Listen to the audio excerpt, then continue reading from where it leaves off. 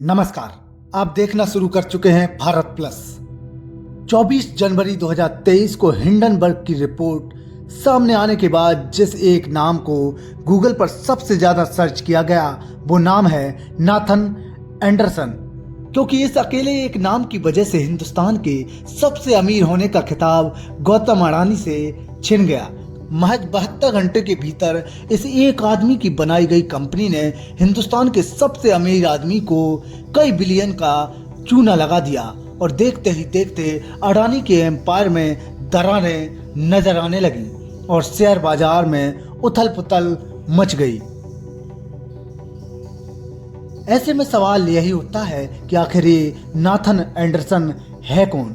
ये हिंडनबर्ग आखिर क्या बला है? ये हिंडनबर्ग क्या है, कहां से आया, किसने बनाया और क्यों बनाया? इन सारे सवालों के आज हम आपको इस रिपोर्ट में जवाब देंगे। सिलसिलेवार तरीके से नाथन एंडरसन यानी नेट एंडरसन के बारे में बताते हैं।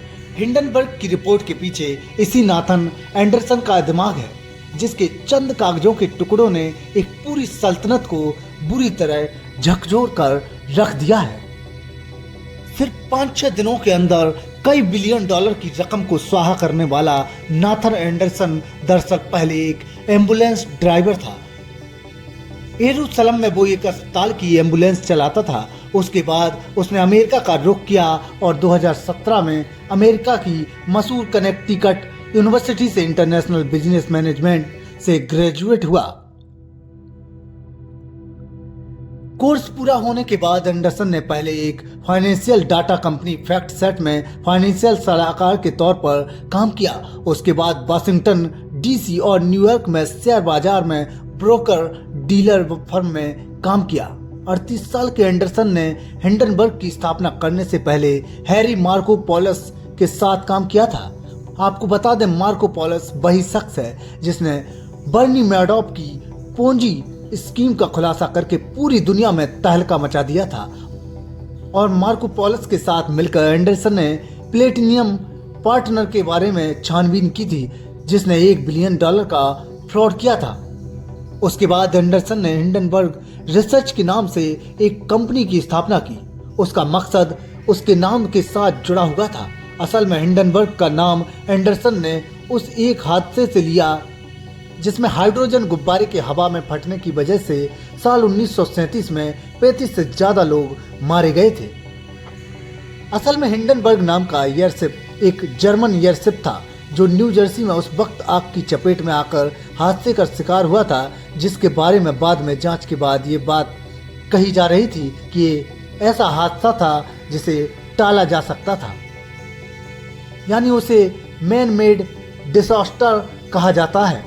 ऐसे में एंडरसन ने उसी हादसे से प्रेरणा लेते हुए अपनी कंपनी का नाम हिंडनबर्ग रिसर्च रखा था।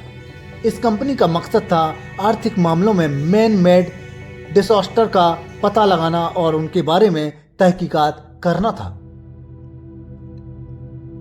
हिंडनबर्ग रिपोर्ट सबसे पहले उस वक्त सुर्खियों में छा गया जब सितंबर 2022 में इलेक्ट्रिक ट्रक बनाने वाले निकोला कार्प को झूठा और फरेबी करार देकर उद्योग जगत में हंगामा खड़ा कर दिया था। असल में निकोला कार्प ने अपने दावों के दम पर जनरल मोटर्स के साथ साझेदारी कर ली थी। हिंडनबर्ग ने उस प्रमोशनल वीडियो को चुनौती दी थी जिसे निकोला ने अपने इलेक्ट्रिक ट्रक को तेज रफ्तार से चलता हुआ दिखाया था। हिंडनबर्ग की चुनौती के मुताबिक वो ट्रक उताह के रेगिस्तान में किसी पहाड़ी में लुढ़काने से ज्यादा कुछ नहीं था।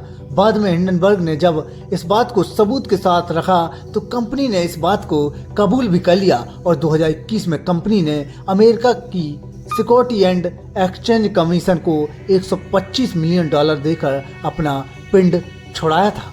इस बात का असर ये हुआ था कि $60 की शेयर $3 पर पहुंच गया था, जिससे करोड़ों अरबों डॉलर का स्टॉक मार्केट को नुकसान हुआ था। दरअसल कंपनी ने अपने फर्जी दावों की बदौलत जून 2020 में जब शेयर बाजार में कंपनी लिस्ट हुई तो उसने अपने शेयर की कीमत का आकलन $34 बिलियन का बताया था, जबकि असलियत में उसकी कुल कीमत $1.34 बिलियन थी। हिंडनबर्ग रिसर्च ने अमेरिका में ऐसी दर्जनों कंपनियों की धोखाधड़ी को उजागर किया है, जिसमें से WINS फाइनेंस का मामला भी शामिल है। जिसके बारे में हिंडनबर्ग ने खुलासा किया था कि इस कंपनी ने चीनी कंपनी के जरिए पैसा बाजार में लगाया है और उसके बारे में निवेशकों को कुछ भी नहीं बताया। ये रकम करीब 350 मिलियन डॉलर के आसपास की बताई गई थी।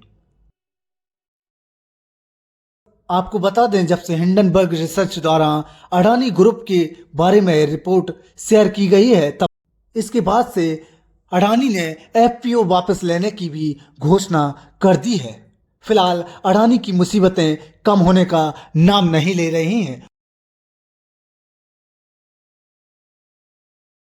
ऐसी तमाम जानकारी पाने के लिए आज ही आप हमारे चैनल भारत प्लस को सब्सक्राइब करें।